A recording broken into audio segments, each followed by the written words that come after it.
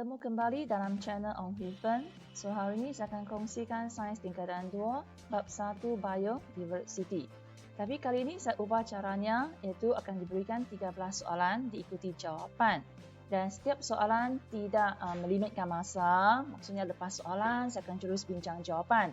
Jadi pelajar boleh menggunakan konsep PTPC untuk menonton video ini, iaitu anda boleh pause selepas soalan. Okay, fikirkan, and then you think, fikirkan jawapannya, play, mainkan kembali video dan anda boleh cek jawapan anda. Okay, so 13 soalan sahaja, pastikan anda bersama saya sampai penghujung video ini. Dan kepada yang kali pertama berkunjung ke channel saya, sudilah tekan like dan subscribe sebagai tanda sokongan kepada saya. Jom kita lihat soalan 1. Dan kita di subtopik 1.1 keperbagaian organisma. Okey, soalan 1. Apakah biodiversity? Apakah biodiversity? So, bila lihat perkataan bio ni membawa erti kepada benda hidup. So, di sini jawapannya adalah keperbagaian organisma, sama ada mikroorganisma, haiwan atau tumbuhan. So, erti banyak jenis lah. Mikroorganisma, haiwan atau tumbuhan. Dan juga berkaitan dengan kepelbagaian genetik. Okay. So, berarti kepelbagaian dalam spesies mengikut variasi gen, mikroorganisma, haiwan atau tumbuhan. Okay. So, kita lihat kepada soalan 2. Adakah negara Malaysia ialah antara negara yang kaya dengan biodiversity di dunia? Okay, so Malaysia. Adakah banyak haiwan dan tumbuh-tumbuhan? Saya rasa semua tahu jawapannya. Ya, Malaysia ialah salah satu daripada 12 buah negara mega biodiversity di dunia. Okay, 12 buah negara, kita adalah salah satu daripadanya. Okay, kita lihat soalan 3. Berikan 2 faktor yang menyebabkan wujudnya biodiversity. Cuba fikir, kenapa boleh wujudnya biodiversity, banyak jenis haiwan dan tumbuh-tumbuhan? So, antara 2 faktor yang penting adalah keperbagaian habitat dan juga cuaca. Habitat dan cuaca. Okay. Next, soalan 4. Berikan 4 habitat berbeza yang didiami oleh pelbagai jenis organisma. Okay, haiwan, manusia, tumbuh-tumbuhan tidak diami, tidak duduk di tempat yang sama. Jadi semua ni duduk di mana, tinggal di mana. Okay, itu maksudnya pada soalan ni. So, jawapannya adalah GKTL. Apa itu G? G adalah gurun. Okay, G gurun. Ada yang tinggal di kawasan K, iaitu kawasan kutub. Okay. Manakala untuk T, T adalah tanah dan L adalah untuk laut. Okay, so saya ringkaskan sebagai GKTL.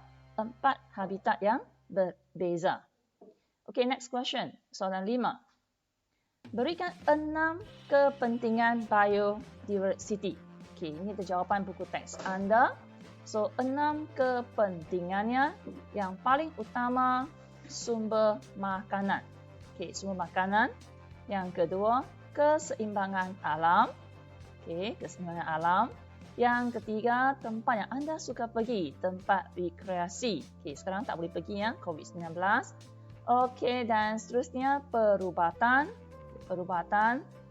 Bahan mentah industri seperti kayu balak, buloh, rotan. Ini antara bahan mentah industri. Dan akhir sekali adalah pendidikan. So, ke-6 ni adalah kepentingan biodiversity.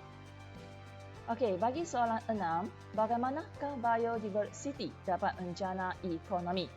Cuba fikir, macam mana dapat menjana pendapatan? So, antaranya biodiversity menyediakan bahan mentah seperti kayu balak, kelapa sawit dan getah. Tumbuhan herba untuk pembuatan ubat-ubatan dan kosmetik. Okay, serta tempat rekreasi. So, semua ini boleh menjana ekonomi. Okey, kita pergi soalan seterusnya. Soalan 7. Apakah maksud spesies endemik? Spesies endemik, apa itu?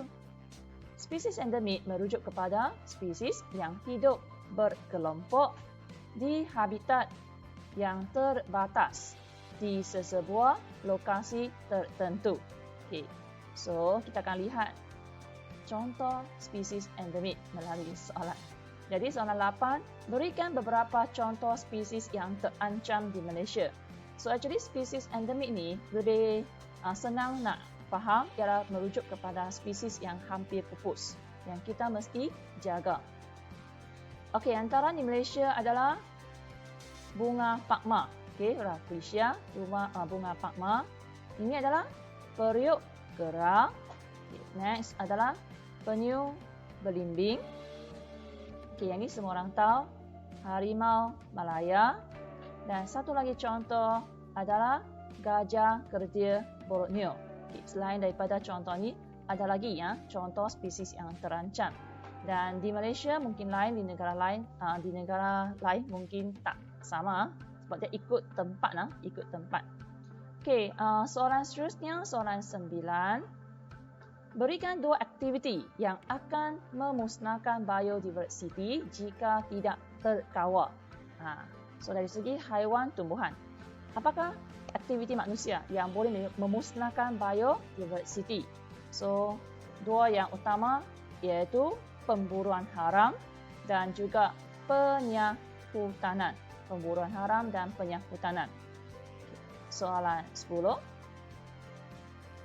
Apakah kesan negatif aktiviti pemburuan haram dan penyahutanan ke atas biodiversiti?